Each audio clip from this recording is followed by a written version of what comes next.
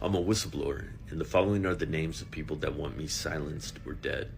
My name's Adam Knutson. I'm a Department of Defense firefighter, and I'm realtor of Ketam 418 CV04230SLDJEH, which is a multi-billion-dollar whistleblower case against Halliburton, Kellogg, Brown & Root, their insurer, American International Group, and their investor, BlackRock. I was in Iraq from 2007 until 2014. In 2013, I witnessed fraud, waste, and abuse against the United States military by my employers, KBR. I then filed for an ORI investigation, an Office of Research Integrity investigation. The chiefs that flew in to conduct the investigation, their names are Chief Ken Sprague of Kellogg, Brown & Root, Chief Mike McCain of Kellogg, Brown & Root, and the Camp Spiker Decrit Fire Chief. His name's Leroy Richardson of Kellogg, Brown & Root. These gentlemen gave a passing grade to the failing project. Ultimately, the base's war overran. The contract was breached January 2nd, 2014, as ISIS overran Ramadi and Fallujah. They established anti-aircraft weaponry. That night, only contractors, American contractors, were relocated from Camp Spiker Decrit to Camp Anaconda Balad.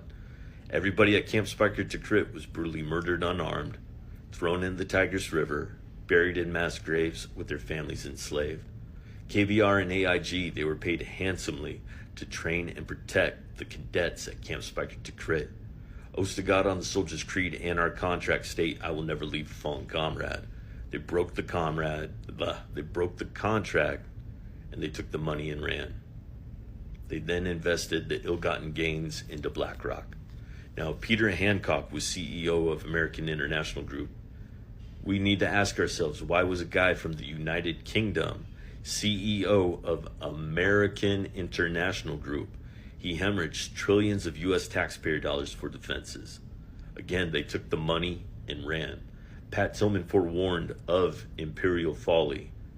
And again, they took our taxpayer dollars, committed crimes against humanity, breached the contract, and then invested in BlackRock, who has hedged against the American people.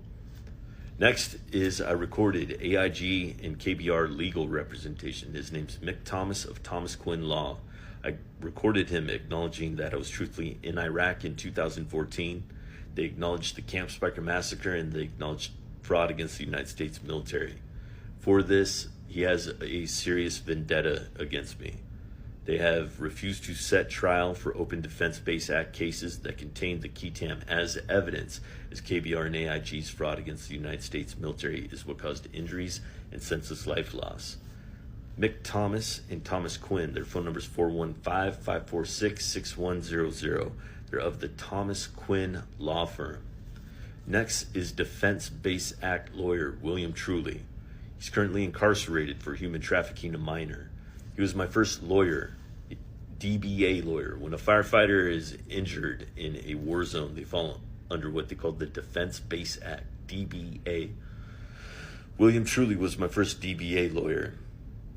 He lied to everyone and told the judges that I was actually in Afghanistan and not Iraq, and that I'm just mentally ill with PTSD. I proved that he was lying, and then I actually filed against his right to practice law with the California State Bar. They conducted an investigation, which led to another investigation with the feds, where he was caught human trafficking a minor. Next is Defense Base Act lawyer Thomas Barnes. I recorded Thomas Barnes and Mick Thomas, KBR and AIG's lawyer, acknowledging the Camp Spiker massacre, a 1,700-person massacre, acknowledging that I was truthfully in Iraq in 2014, and acknowledging fraud against the United States military. Thomas Barnes has a serious vendetta against me as well. I've asked them numerous times to settle. They drafted up what they call my lifetime value of indemnity, which was appraised at $3.1 million. I asked them to honor my friend's sacrifices at Camp Spiker Decrit and give me my day in court so we can help my friends' families, and they've refused. Next is DBA lawyer Christy Johnson. She tried to force a settlement under duress. I refused, and that's when I had the shit beaten out of me by private investigators and PD. Next is key tam lawyer Joel Androphy of Berg and Androphy Law of Houston, Texas. I was flown to Chicago, taken in taken in a back alley, taken up a fire escape, taken into a back room, and sat down at a large table where he had me meet the alleged FBI. No one showed credentials, no one seemed professional. They sat me down and told me, look, there's no case here. You need to self-withdraw your whistleblower case or no one can help you. And they told me I had to do it by October 16th, 2019. This is my son's birthday. I took this as a threat. I chewed out the alleged feds, cursed out the lawyer. He withdrew from the case, and I recorded and documented everything. I very publicly posted the whistleblower case as soon as this took place. I then gave a copy of everything to the Kitsap County District Attorney. His name is Chad Enright. Mr. Enright wrote a warrant for my arrest for intercepting phone calls, for documenting the whistleblower retaliation. He issued a warrant for my arrest. Now, could you imagine putting your life on the line as a firefighter in a war zone and you see treason, massacre, and genocide, and you just want to help the innocent? You want to free the slaves. You want to honor your friends' sacrifices. You want to honor oaths to God on the soldier's creed that state, I will never leave a fallen comrade. And then your small town, small-minded district attorney writes a warrant for your arrest.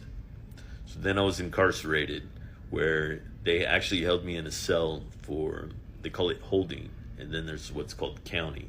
They held me in holding for 3 days. They printed up a form that said, if I agree to sign that I'm incompetent, that they will then put me into county where, you know, I can take a shower, get a pillow, get a blanket, call my lawyer. I told them to go fuck themselves.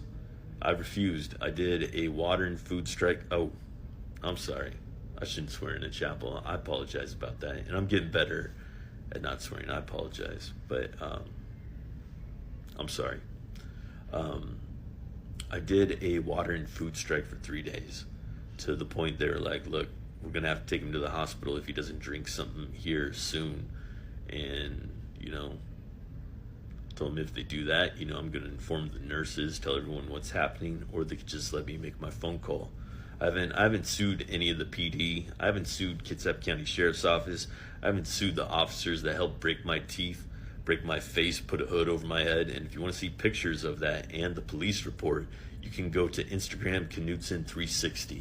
It gets flagged here on TikTok because they think it's too violent, too gory.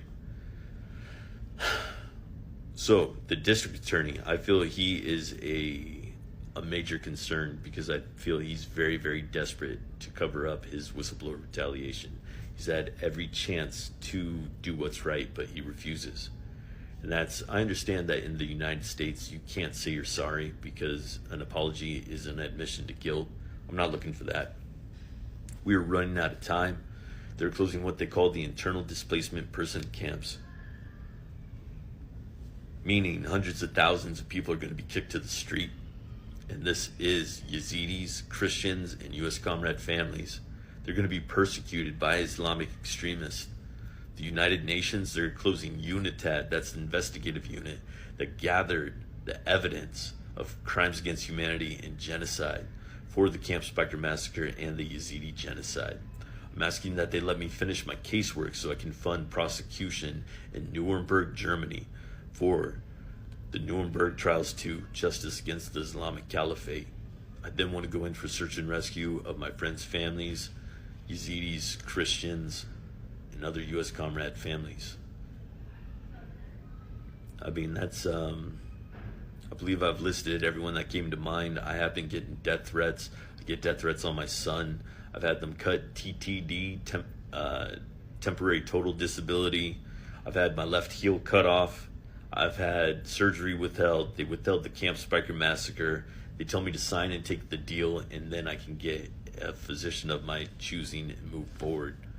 I refuse. I'm not signing that NDA. We're going to honor my brother's sacrifices in a court of law. Last to anyone making it through this long, lengthy video is please save it in case something does happen to me. I'm not suicidal whatsoever. I work out twice a day. I'm here at the Y right now.